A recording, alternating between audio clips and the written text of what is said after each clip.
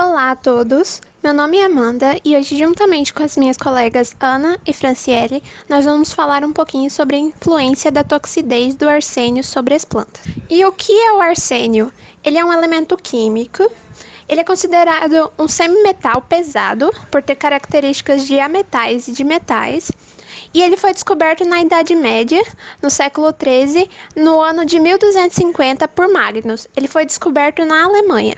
O arsênio é considerado o 20º elemento mais abundante no meio ambiente no nosso planeta. Ele pode estar presente em resíduos de fertilizantes, tá? Como um contaminante, e ele apresenta alta toxicidade para todos os organismos. Oi, meu nome é Franciele, eu vou falar um pouco sobre os níveis tóxicos no ambiente. O arsênio ele vai estar presente no ambiente, na atmosfera, devido às reações biogeoquímicas, que é uma interação entre os elementos químicos com a atmosfera e os seres vivos. Nesse sentido, ele vai estar mais presente nas atividades antropogênicas, como a combustão fóssil, mineração, uso de pesticidas, herbicidas e fertilizantes contendo arsênio. Aumentam a concentração e a mobilização do arsênio no ambiente. Com isso, vai afetar a saúde humana dos animais também. Em relação à saúde humana, ele é considerado muito perigoso e é classificado como cancerígeno de classe 1 pela Agência Internacional de Pesquisa sobre o Câncer. E mesmo em quantidades pequenas, ele é um elemento muito tóxico e o mais perigoso para a saúde humana. E estão alguns sinais de intoxicação de arsênio apresentado em nós seres humanos. Outros sintomas também são vômitos intensos e diarreia, câimbras, distúrbios cardíacos, bronquite, conjuntivite, anemia, câncer e hiperceratose, que dá esses sinais, essas manchas nas mãos. E a intoxicação também pode ser apresentada como estrias brancas nas unhas, como mostra aí nesse slide. O arsênio também é um elemento muito perigoso para os animais.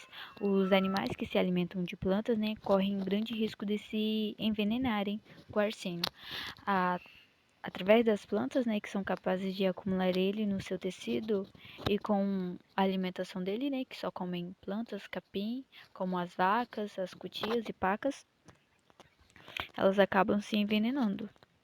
A toxicidade por arsênio, ele pode ser tanto em espécies que acumulam arsênio quando expostas a esse elemento, ou seja, as raízes são primeiramente expostas, então elas acumulam somente nas raízes.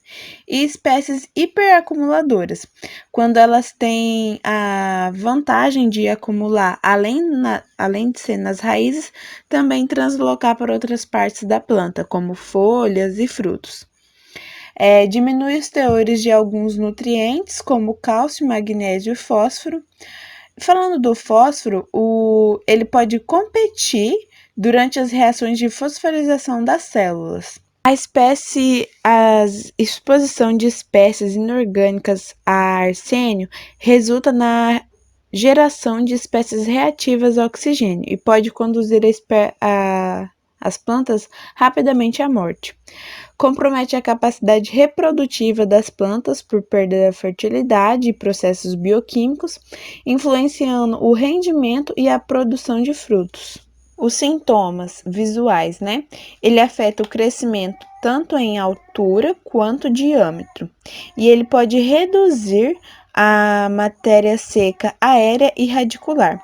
Nesse slide nós temos o angico vermelho e o ingá, foi um trabalho que a gente achou, que mostra sintomas de toxicidade de arsênio em folhas basais, na dose de 800 miligramas, após 10 dias do transplantio.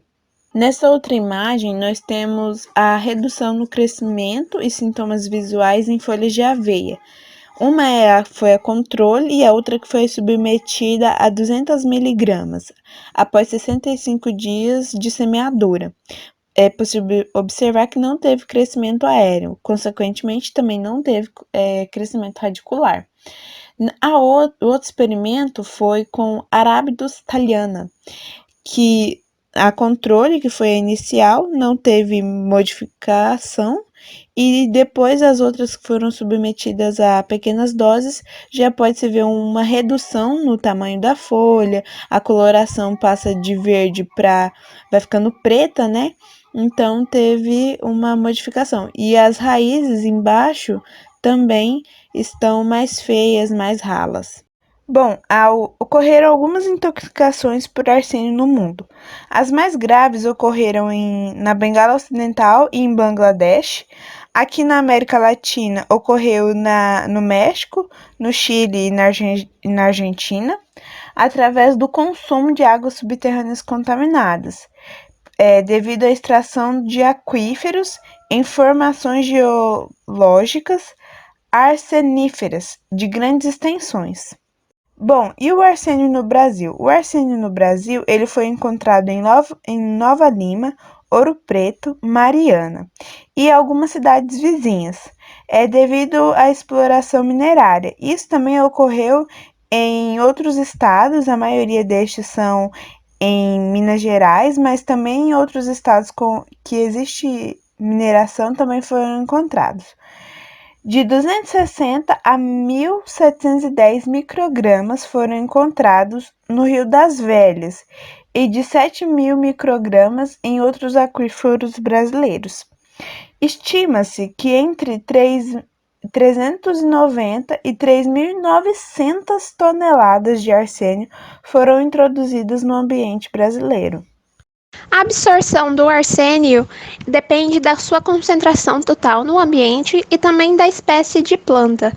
Na natureza, ele pode existir como uma espécie inorgânica ou orgânica e pode ser encontrado em todos os solos e também na água. Na planta, ele é transportado pelo xilema e floema, que são os vasos condutores da planta. Entre as formas inorgânicas, aqui tem o arseniato, que predomina nos ambientes aeróbicos, né? O ambiente com presença de oxigênio, e o arsenito, que predomina nas condições anaeróbicas, que são condições sem oxigênio. 5 miligramas por quilo é a média da concentração de arsênio em solos que nunca foram submetidos a cultivos comerciais e raramente excedem a 10 miligramas quilo em lugares que não têm cultivos comerciais ou uso de adubação contaminada. Em solos agrícolas, essa média pode ser mais alta devido ao uso constante de insumos agrícolas como herbicidas, fungicidas contaminados com arsênio. O arroz versus o arsênio. Por conta da morfologia da planta do arroz conter aquaporinas, que são proteínas que facilitam a permeabilidade da membrana celular à água, e também por conta da maioria do cultivo do arroz ser em água, esse excesso de água leva a uma maior mobilização do arsênio. O arsênio ele é um elemento que tem alta solubilidade em água. E o arroz é uma cultura que enfrenta problemas com a bioacumulação de arsênio. E essa alta acumulação de arsênio na planta, ela pode trazer aqueles riscos já comentados a animais, a humanos, né? Principalmente no arroz irrigado. O arroz é muito consumido em países asiáticos e aqui na América o país que mais consome é o Brasil. Da nossa área plantada, 77% corresponde ao arroz inundado, com cerca de 90% da produtividade. O arroz de terras altas ou arroz de sequeiro tem 23% da área cultivada de arroz e corresponde a cerca de 10% da produção.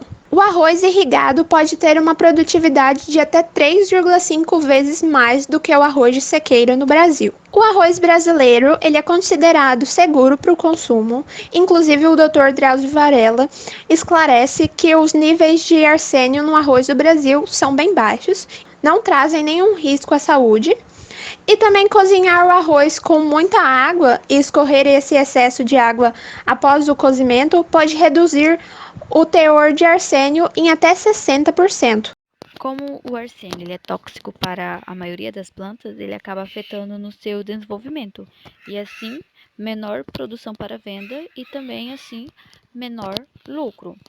E o nível tóxico do arsênio no tecido da planta e no solo tem que ser de 10 miligramas por quilo para causar um dano expressivo, né? Para que ele seja tóxico para as plantas, pois tem algumas plantas que toleram, né? Agora tem outras que já não toleram.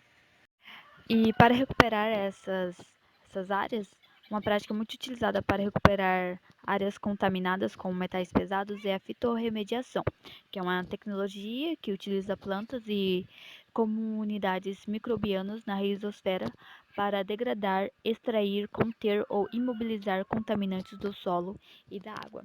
Ela pode ser usada em solos contaminados com substâncias orgânicas ou inorgânicas, como os metais pesados, elementos contaminantes, entre outros.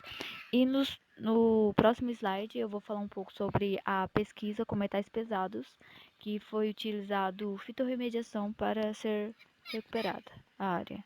No experimento que eu mencionei, foram testadas 4 plantas para testar o potencial para fitorremediação. O amendoim, estilosante e azevém é extremamente boa para a prática de fitorremediação e também atua como fitoestabilizante, com que faz com que o solo não se contamine de novo. E esse teste apresentaram que essas plantas não tiveram lesões foliares.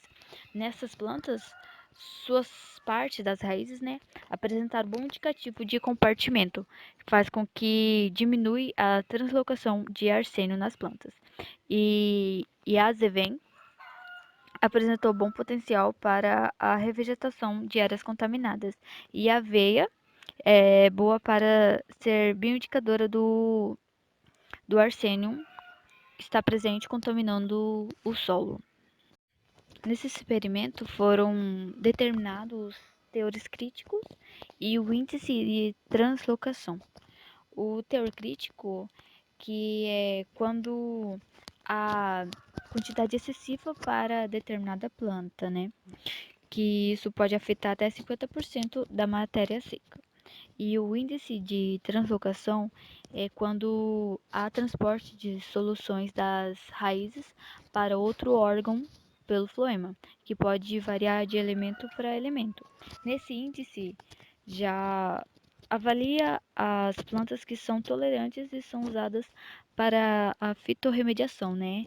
Nesse índice, observa que essas plantas são mais tolerantes, têm maior benefícios, né?